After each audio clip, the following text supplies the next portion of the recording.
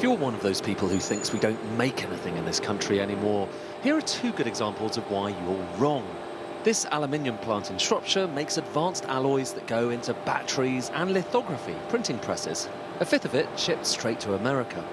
And here at Rolls-Royce in Derby, they make jet engines that keep the world flying. Hopefully lots and lots of work for you. There are good economic news stories all around if you know where to look. Hello.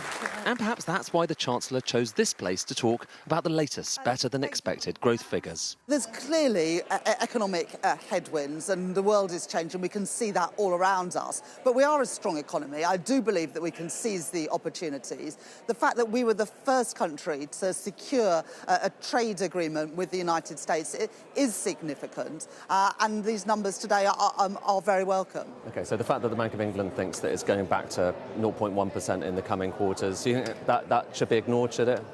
Look, the numbers today are important. They show an economy that is growing across the board.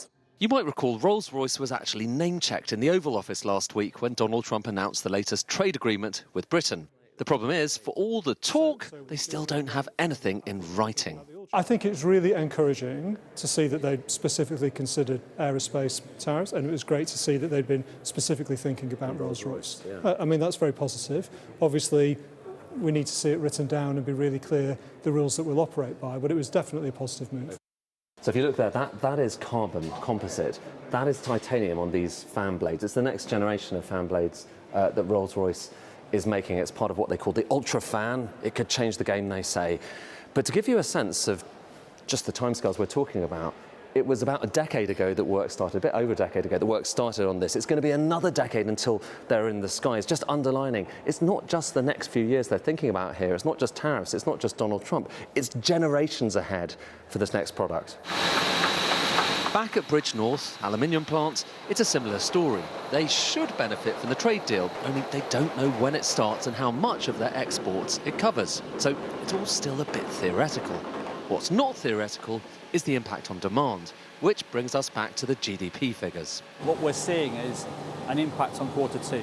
So if somebody stops placing orders in February or March, we see that hitting us in May and June.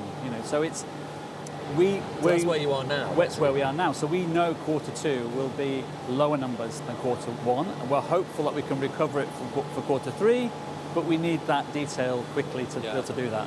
So if their experience is anything to go by, strong growth in Q1 might be followed by much weaker growth in Q2. The economic rollercoaster of 2025 has only just begun. Ed Conway, Sky News.